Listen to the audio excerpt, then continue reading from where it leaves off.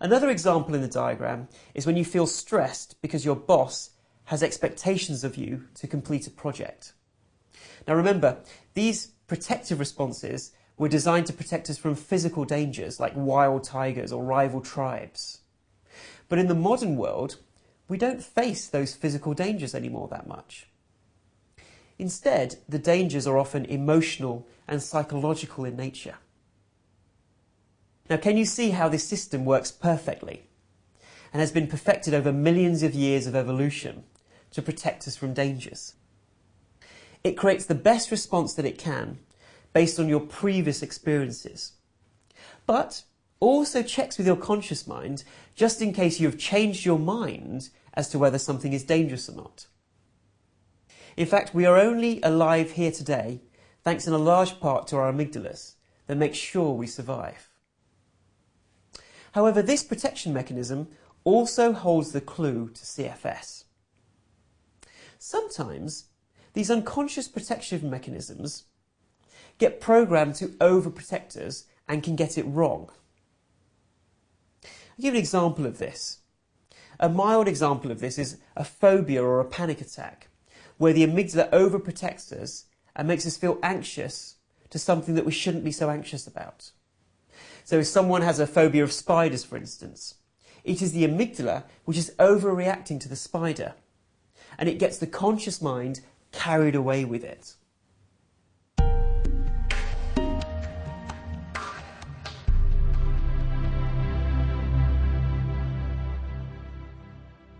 So as we have seen, the amygdala takes in incoming information, decides if it is dangerous or not, and triggers off what we call the fight or flight response to protect us from those physical dangers.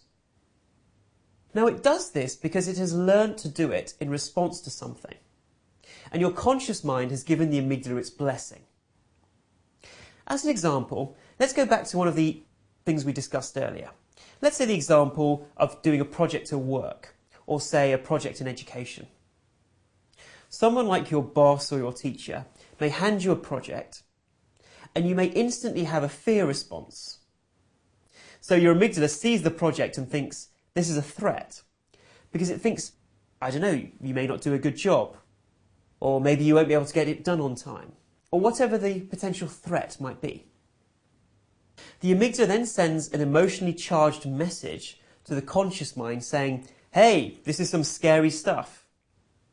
Now, if your conscious mind gets carried away with this, then you send a message back to the amygdala saying, yes, you're right, this project really is scary. So as soon as you allow your conscious mind to get carried away with the thoughts repeatedly, then the amygdala knows to trigger the stress response every time a project is handed to you. However, this response can be retrained, and we are doing this constantly all through our lives.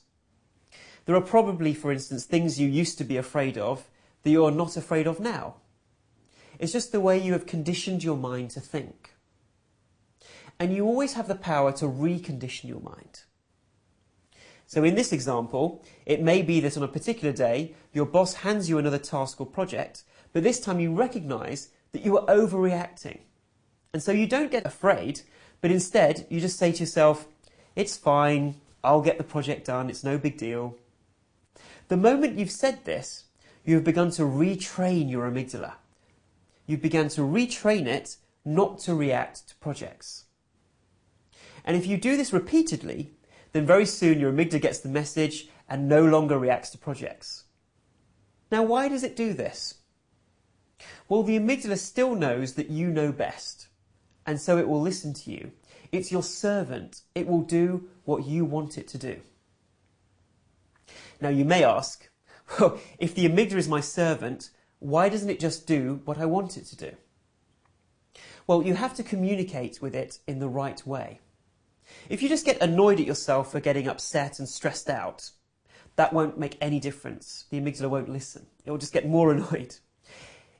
If you get annoyed that you're stressing out about something, as I said, it just gets worse. But the amygdala can be retrained when you no longer buy into its fear reactions and instead interrupt those negative patterns and do something different.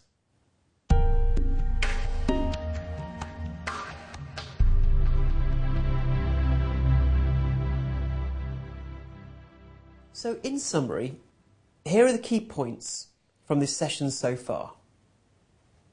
We have a conscious mind and a subconscious mind. Inside the subconscious mind is the amygdala.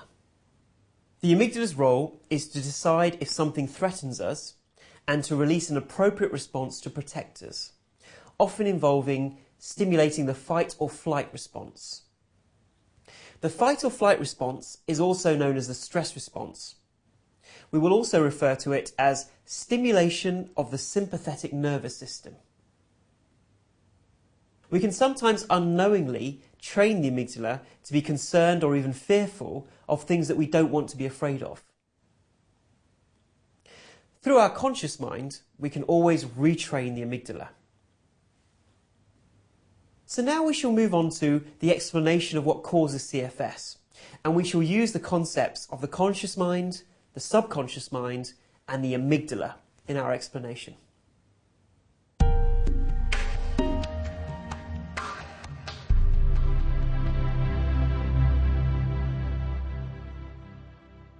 So how does CFS start? In this section we are going to discuss the initial factors which cause CFS, as well as the factors which cause it to continue and perpetuate.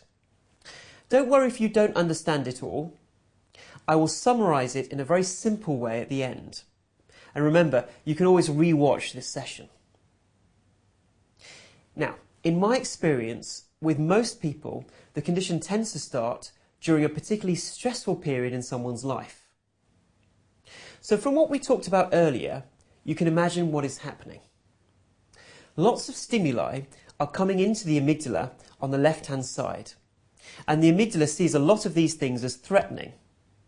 And so it sends up emotionally charged thoughts up to the conscious mind on the right-hand side of this diagram, trying to alert the conscious mind to the threats and to get you to deal with these threats. At the time, you may have been overcome with these negative thoughts, which means that the amygdala is getting lots of messages back that you are in danger. This is represented on the left-hand side. In fact, a lot of people talk about feeling overwhelmed at the beginning of the condition. Just not being able to cope and deal with everything. Basically a feeling of, I can't cope, it's all too much. This is basically where the amygdala keeps feeling under threat and keeps making you consciously also feel like you are under threat. Now, this isn't true in all cases. A minority of people develop CFS when things are generally okay. However, when I delve deeper, there are often some stresses which are subconscious. For example, things they haven't dealt with, unresolved issues and other things. A number of people contract CFS at university and claim that they were having a good time. But on closer inspection, they come to understand that they are also in a brand new environment, probably a bad diet, drinking a lot, the stress of workload and exams, being away from home, and often the stress of socially integrating with a new peer group. Therefore, what may be stressful to our amygdalas, we may not think is stressful at all. The most common trigger for CFS I have come across has been excessive workloads and excessive pressure at work.